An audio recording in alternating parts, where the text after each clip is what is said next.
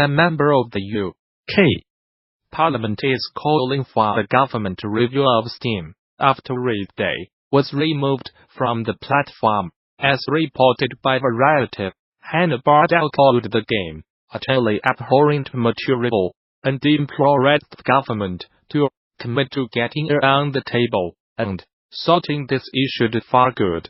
This comes following Valve's decision to remove the game from the storefront after it was relevant for the platform around due to the fact that it possessed unknown costs and risks.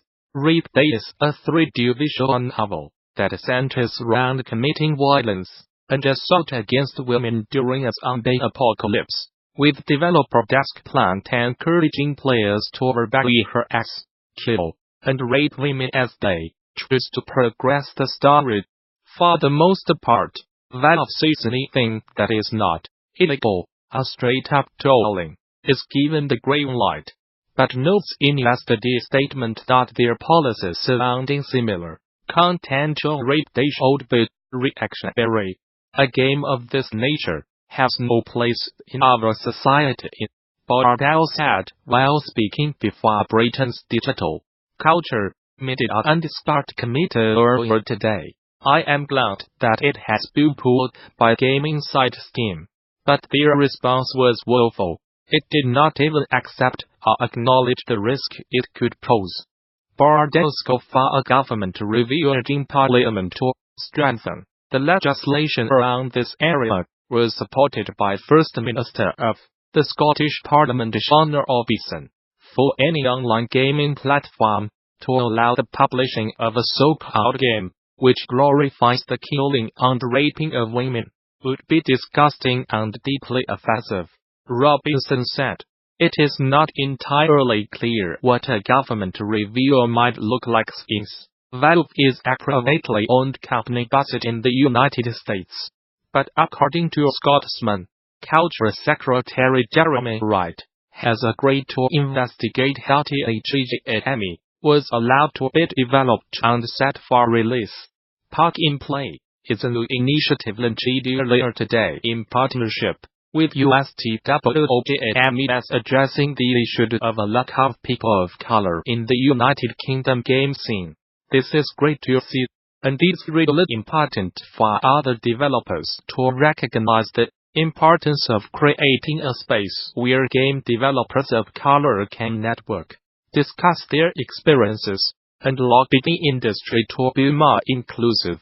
Park in Play is described by the group as racial equity and inclusion movement, with a goal to improve representation and provide events and initiatives for people of color either working in the industry or wanting to join. Shalaraman, co-founder of Park in Play, tells The Guardian that the group is not just a place to network but it's also a tool for the industry. A lot of publishers do want a more diverse workforce, but they may have blind spots. We can help with that, says Ramanan. We do want things to change. If a developer wants to be considered with portrayal, then we should be able to help, even if that's to suggest someone they need to pay to be a consultant. People of color should not be doing this labor for free. The large team includes co-founders Adam Campbell, Azumi, and Shella Ramanan, Threefold Games, as well as Nita Ahmad, ex-panelist, Mike Anderson, Stool Games, Jody Azar, Teasercat Games, Dagale, Altered Jane, and Mu Foams Art. The first of Park in Play's monthly networking events will take place from 7 to 9 p.m. at Stool Games, London Studio on March 22nd. 2019 Interested developers can sign up here. Also, be sure to check out the #QM post and the hashtag on Twitter to check out the work from game devs of color, working alongside Google's iResearch team Google Brain. Researchers at DeepMind have released a new training environment for the cooperative card game Hanabi. Video games and board games have proven to be excellent tools for researchers to teach and observe agents. Thanks to the subtly complex tasks that make up a round of play. In the case of Hanabi, the card game offers its players imperfect information and requires them to use those limited resources to work together towards a collective victory, making it a promising environment for research.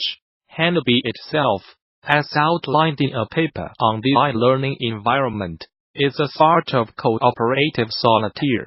Each player is dealt a hand of cards, but while players can see the hands of those around them, they are unable to see the cards they themselves draw. Instead, everyone works within the rules of the game to share information on those hidden hands, and collaboratively play cards to win the game. Researchers say the combination of cooperation, imperfect information, and limited communication found within the game provides agents with an excellent opportunity to grasp what they call theory of mind, the ability to recognize mental states, including thoughts and intentions, in themselves and others.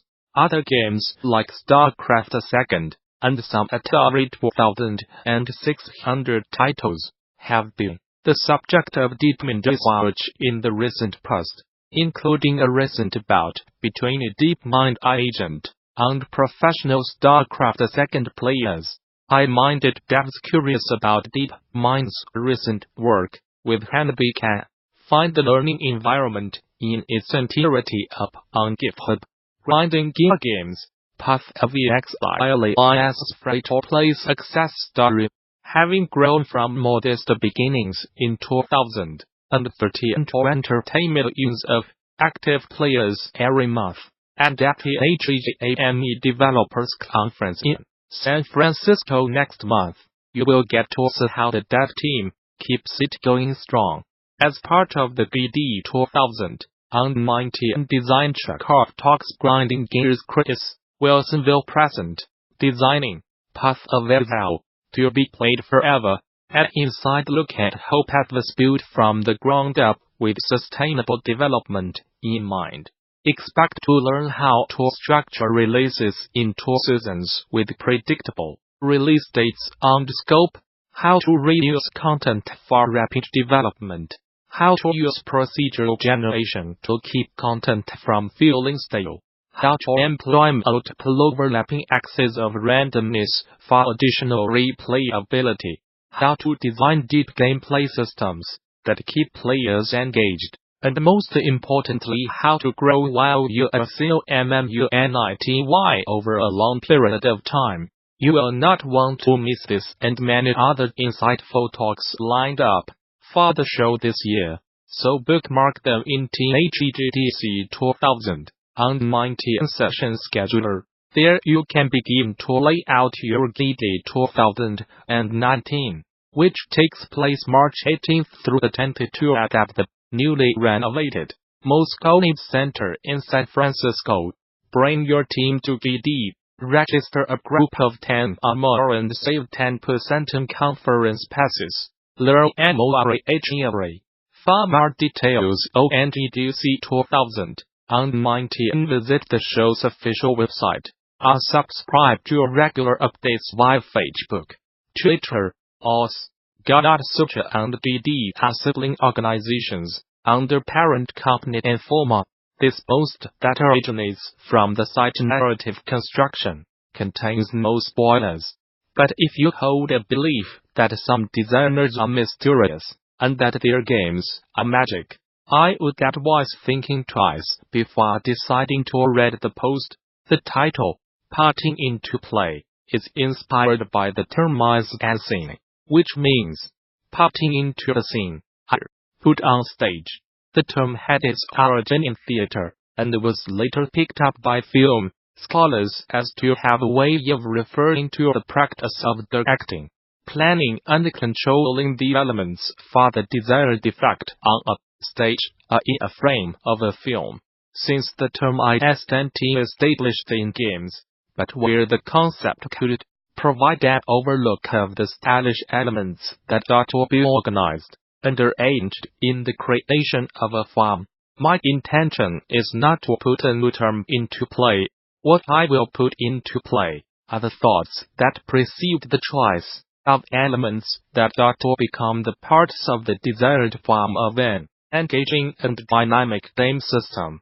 This isn't the first time in propelling thoughts as mean to show how the initial thoughts matter toward the construction of a concept. But what differs, putting into play, from the former 24 posts, where I have used propellers,